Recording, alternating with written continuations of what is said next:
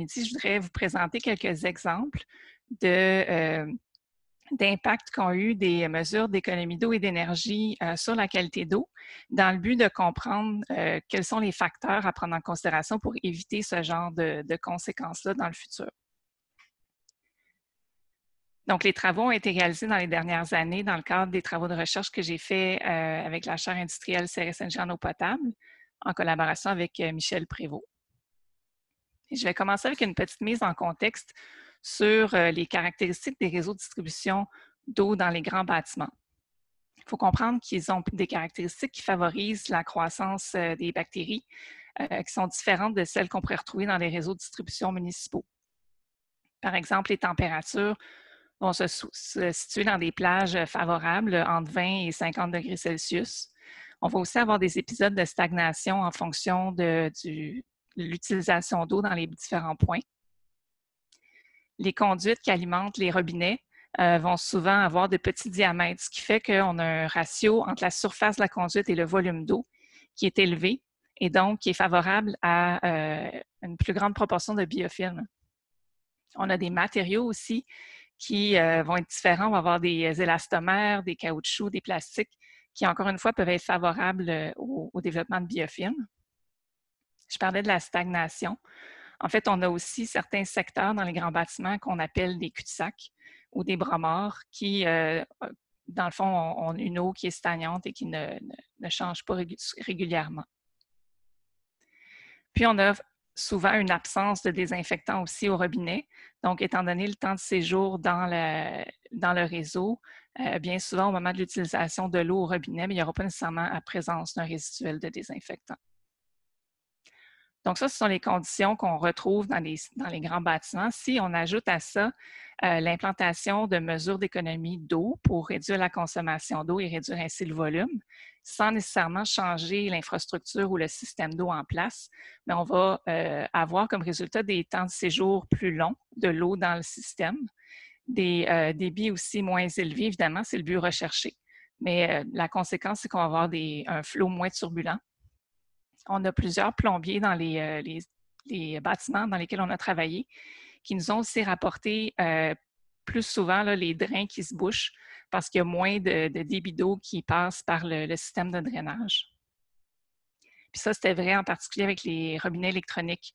Donc, le temps d'écoulement est beaucoup moins grand. Donc, en même temps, on a moins de rinçage de l'équipement. Et évidemment, bien, tout ça fait qu'on peut avoir des périodes de stagnation prolongées plus importantes. La stagnation peut avoir un impact au niveau de la qualité d'eau. Puis encore une fois, avant de vous présenter les études de cas, je vais prendre quelques minutes pour présenter les résultats d'un essai qu'on avait fait pour comprendre le rôle de la stagnation dans la qualité microbiologique de l'eau.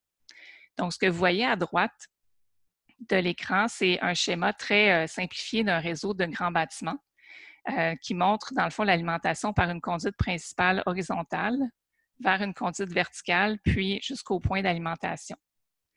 Ce qu'on a voulu faire avec ces essais-là, c'est comprendre la contribution de chacun des volumes à la qualité microbiologique de l'eau. Donc, on a commencé à prélever successivement des volumes de 15 ml, 35 ml, etc., pour aller chercher les volumes d'eau correspondant à différentes sections. Le résultat qu'on a observé, ici, ce que vous voyez, c'est sur une échelle log, c'est le compte de bactéries cultivables par ml et les différents volumes successifs qui ont été prélevés. Ce qu'on a constaté, donc les différentes courbes représentent différents temps de stagnation. En noir, c'est des temps de stagnation variant entre une journée et 10 jours. Et en rouge, c'était après seulement 1 heure de stagnation. Donc, 2 points que je veux souligner.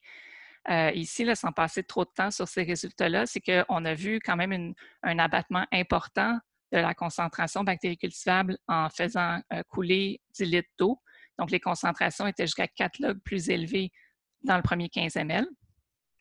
Mais aussi, ce qui était très intéressant, c'est que pour la stagnation d'1 heure, donc après avoir rincé l'eau jusqu'à obtenir les concentrations du réseau, après 1 heure, déjà, on voyait une augmentation de la concentration dans le 15 ml.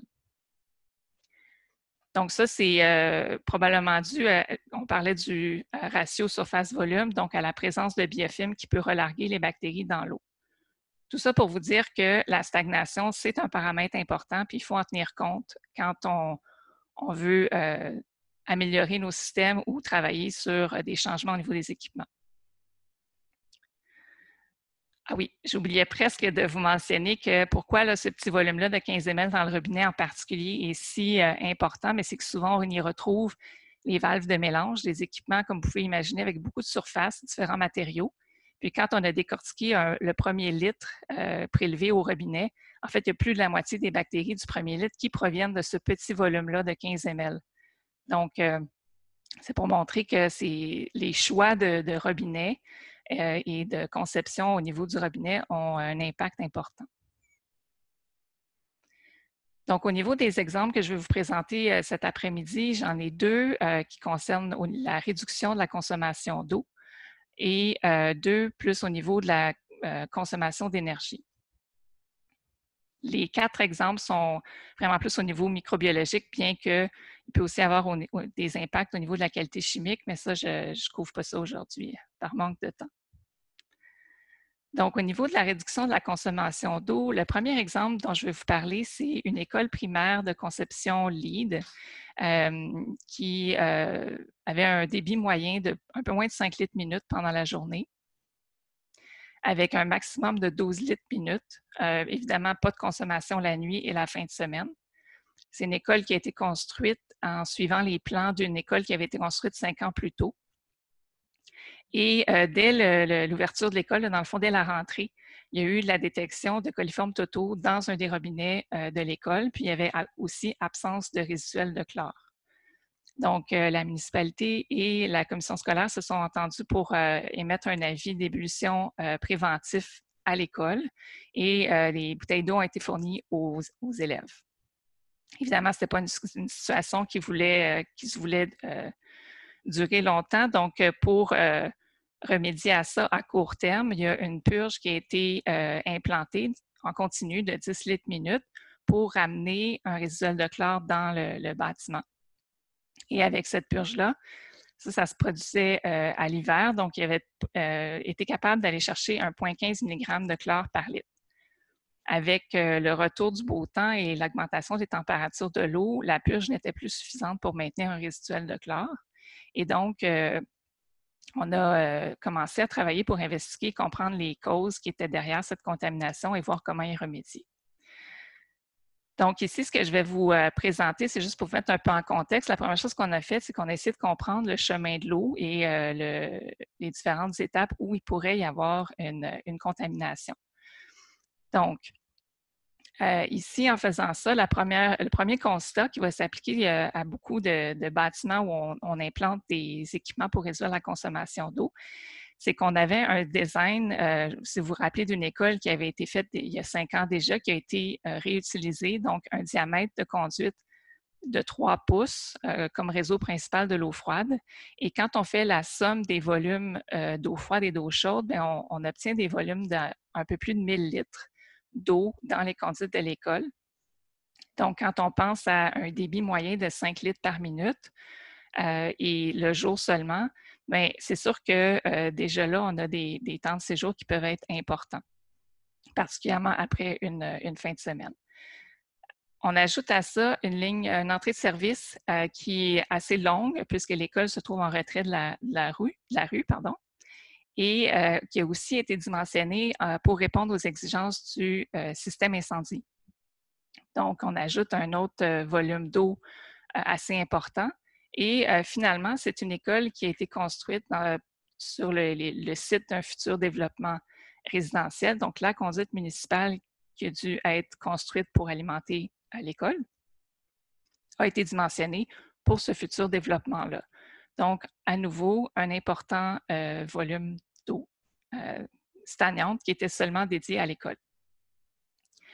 Pour mieux comprendre l'effet du temps de séjour, ce qu'on a fait, c'est qu'on a commencé avec une investigation plus générale au niveau des bactéries cultivables ou les bactéries hétérotrophes aérobies.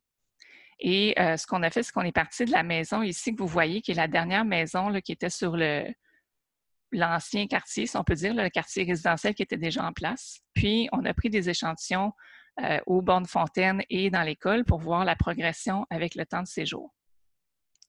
Ce qu'on a constaté, c'est que tout d'abord, on avait une concentration vraiment faible dans le réseau qui alimentait la maison, à moins que 10 unités formatrices de colonies par millilitre.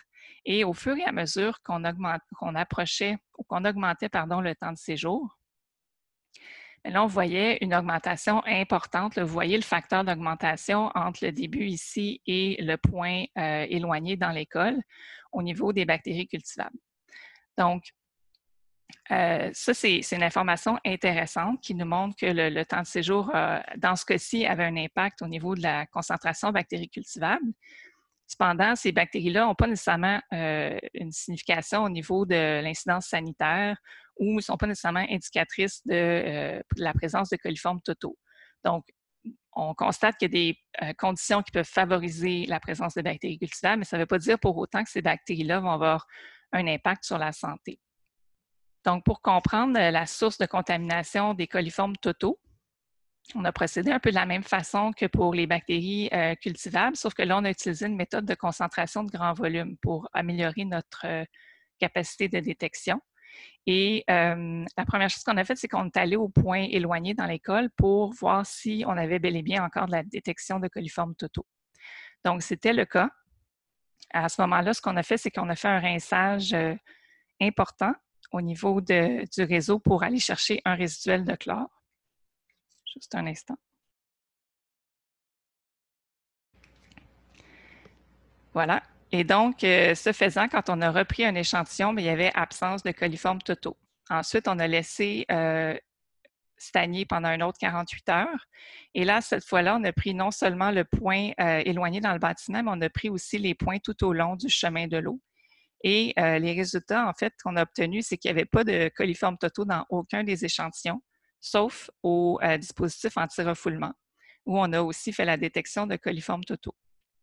Quand on a fait le typage, on a découvert que c'était la même espèce qui était présente au point d'utilisation en bout d'école et au dispositif anti-refoulement.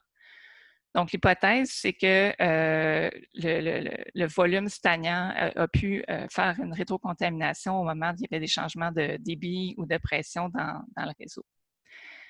Quelles sont les conclusions qu'on a tirées de ça? D'abord, c'est que quand on veut faire des changements ou implanter de la réduction de consommation d'eau, c'est important de prendre en considération de soit réduire au niveau des diamètres de conduite ou de repenser aussi comment sont disposés les équipements pour avoir un temps de séjour qui est égal ou inférieur à ce qu'il y avait avant, pour ne pas se retrouver avec des temps de séjour prolongés.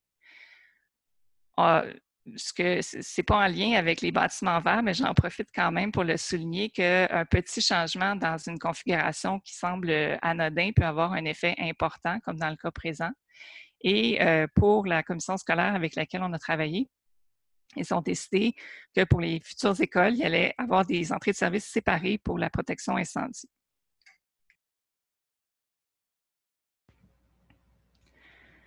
Puis la dernière question, le dernier point, c'est au niveau des conduites municipales. Ça porte à réfléchir au dimensionnement pour les secteurs résidentiels en devenir quand c'est encore en utilisation partielle.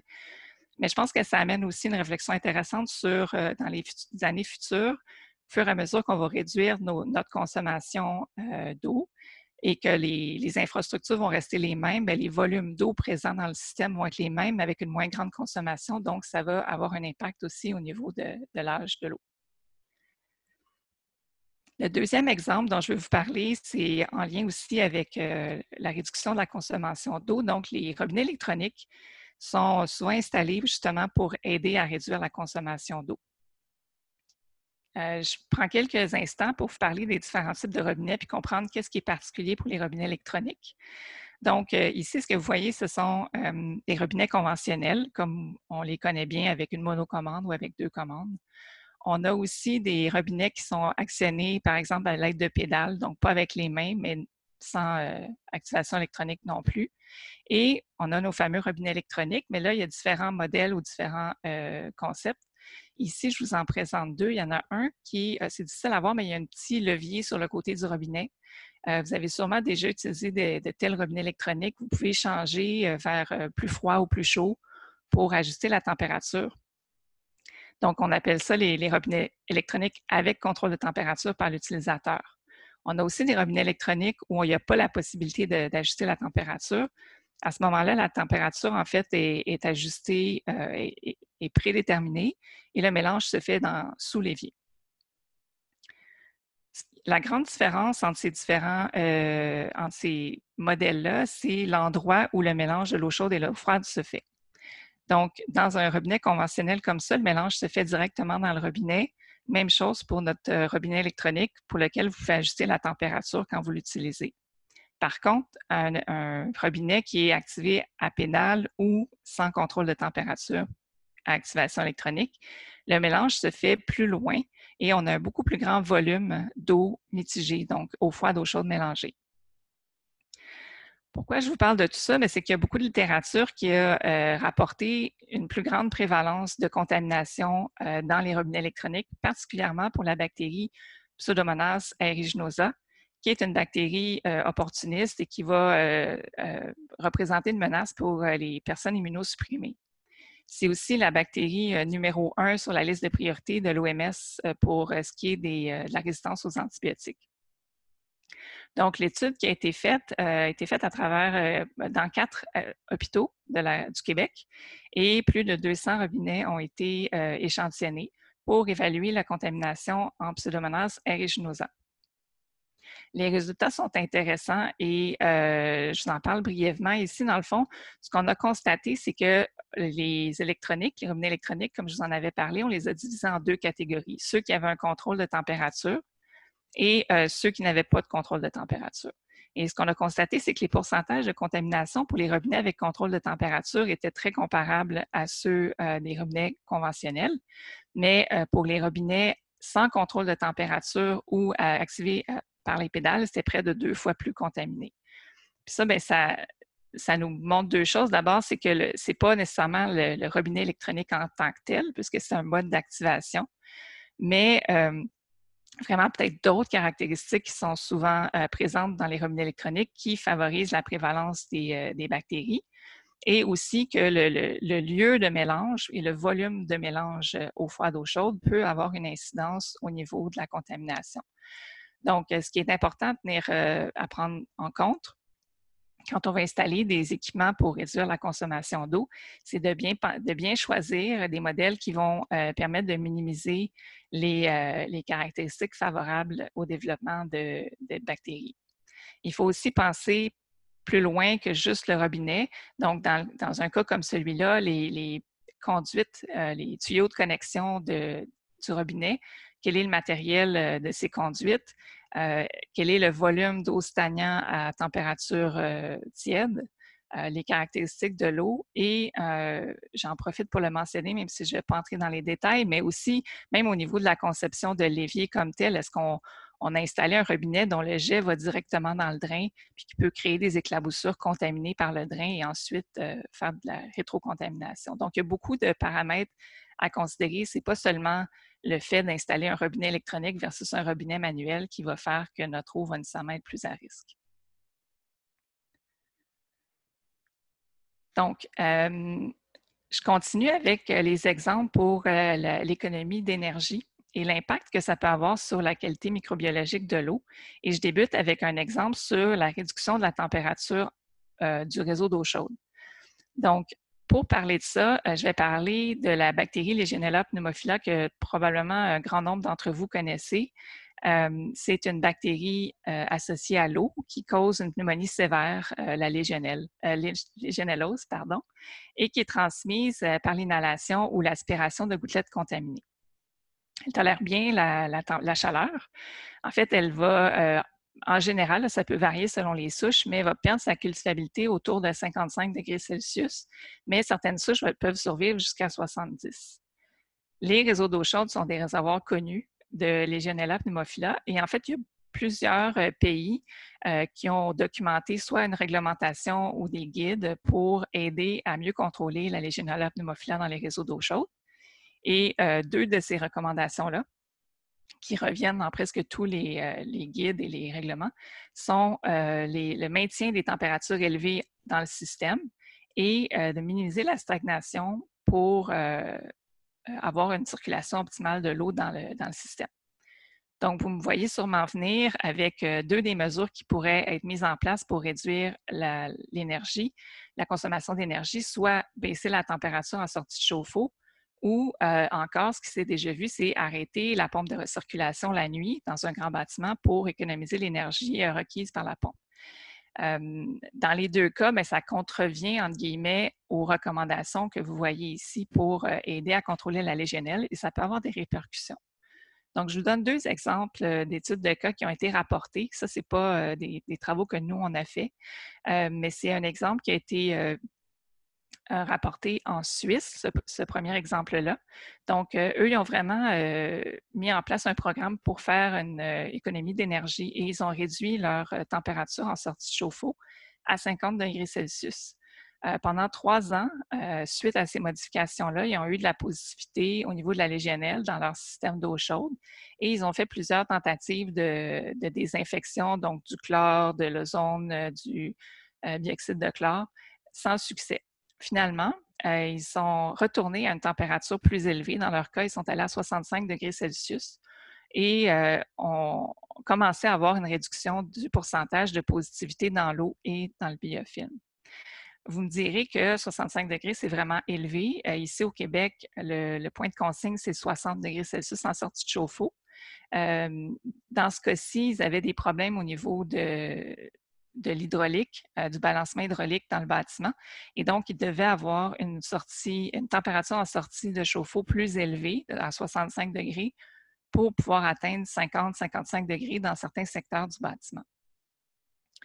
Et en fait, ce qui est intéressant dans cette étude de cas, c'est que les points qui sont restés positifs quand ils ont fait l'analyse des températures, c'était les points qui étaient dans les secteurs où ils n'arrivaient pas à obtenir des températures suffisamment élevées. Un autre exemple, c'est une étude qui a été menée dans plus de 100 bâtiments sur 7 ans et dont 60 des bâtiments étaient colonisés par Legionella pneumophila. Ce que je trouve intéressant dans cette étude-là, c'est qu'avec le nombre élevé de bâtiments et d'échantillons, on peut avoir une représentation de toutes les plages de température qui sont illustrées ici sur l'axe des X. Et ce qu'on présente en Y, c'est le pourcentage d'échantillons qui ont une concentration donnée en Legionella pneumophila.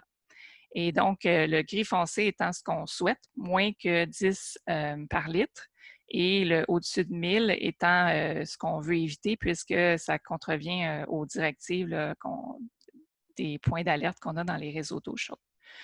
Donc, ce qui est intéressant dans cette étude-là, c'est qu'ils ont vraiment déterminé que 55 semblait être un point charnière pour avoir la majorité des échantillons à moins que 10 unités formatrices de colonies par litre.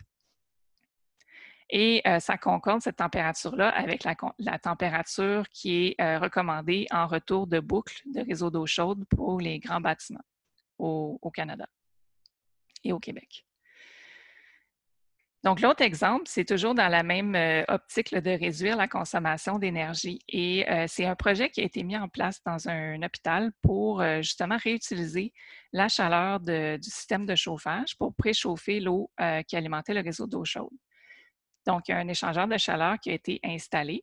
Ce qu'il faut comprendre, c'est que cet échangeur de chaleur-là était en place en tout temps, mais évidemment, la chaleur résiduelle de chauffage l'été est beaucoup moins intéressante ou importante qu'en hiver. Donc, dans l'année qui a suivi ce projet-là, il y a eu une éclosion de légionellose dans l'hôpital, avec malheureusement un décès.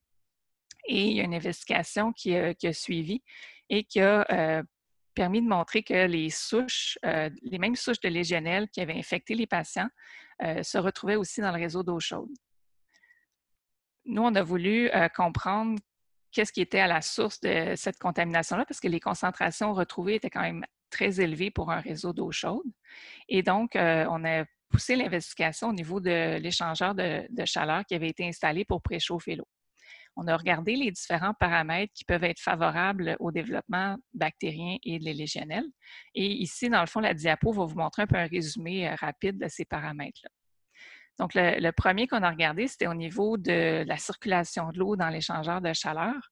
Et Bien, c'est évident une fois qu'on voit les résultats, mais en fait, l'eau chaude, il n'y a pas beaucoup d'utilisation dans un hôpital d'eau chaude la nuit ou dans beaucoup de grands bâtiments. Et donc, il y a un débit pendant la journée, mais pendant toute la période de la nuit, en fait, l'eau stagne dans l'échangeur de chaleur sans mouvement. Ensuite, il y a les températures. Donc, c'est un échangeur de chaleur. L'eau rentre à une température relativement froide, ici en bleu, et ressort à une température qu'on pourrait qualifier de tiède ou un peu chaude, en rouge. En pointillé noir, ce que vous voyez, c'est la plage de température optimale pour la légionelle, entre 25 et 45 degrés. Donc, pendant tout le temps de séjour dans l'échangeur de chaleur, essentiellement, l'eau se trouve à cette plage idéale-là de température. On ajoute à ça la surface. Donc, c'est un échangeur à plaques. Donc, le principe de fonctionnement de cet échangeur-là, c'est d'avoir le plus de surface possible pour faciliter l'échange thermique. Qui dit surface dit biofilm. Je ne sais pas si la photo est petite, mais vous pouvez sûrement voir la couche de biofilm importante qui s'est développée en moins d'1 an sur ces surfaces-là. Et finalement, sans entrer trop dans les détails, il y avait aussi un problème une problématique au niveau de la conception qui faisait en sorte que l'eau de recirculation pouvait aussi alimenter l'échangeur de chaleur. Donc, potentiellement, s'il y avait déjà un faible niveau de légionelle dans le réseau, bien, ça peut servir un peu d'ensemencement pour les conditions favorables à l'échangeur. Le résultat de tout ça, c'est que quand on a investigué au niveau du biofilm et au niveau de l'eau, de l'échangeur, on a obtenu des résultats vraiment élevés, particulièrement dans l'eau en sortie de l'échangeur. Donc, ce que cette étude de cas nous a appris, c'est que si on veut aller vers des solutions comme ça, il faut réfléchir à des moyens de garder, par exemple, l'échangeur de chaleur. Est-ce qu'il faudrait installer un cycle thermique qui serait désinfecté sur une base régulièrement ou au moins qu'il y aurait une eau chaude qui passe? Donc, il faut réfléchir aussi aux façons de maintenir la qualité microbiologique de l'eau en fonction des paramètres et des caractéristiques. Et je crois que, oh oui, dernière petite diapo à ce sujet-là, c'était quand on a fait le typage des souches. Dans le fond, ce qu'on a confirmé, c'est que les souches isolées dans l'échangeur de chaleur, que vous voyez ici, le heat exchanger, étaient les mêmes que ce qui avait été isolé dans le réseau d'eau et chez les patients. Donc, on a vraiment fait un lien ou bouclé la boucle au niveau des souches à ce niveau-là. Et voilà, ça conclut ma présentation. Je sais que je voulais vous présenter plusieurs exemples. Je sais que je passe vite sur certains points, alors j'espère que je pourrai répondre à vos questions. Est-ce que les gens qui se douchent au travail sont également plus susceptibles de légionellose si le volume d'eau stagnant est important via l'inhalation de gouttelettes? C'est une excellente question. C'est sûr que ça dépend, entre autres, du niveau d'utilisation des douches. Ce n'est pas nécessairement tous les systèmes. Donc, des fois, on a des conditions propices, on a de la stagnation, mais on n'a pas nécessairement une contamination en légionnelle.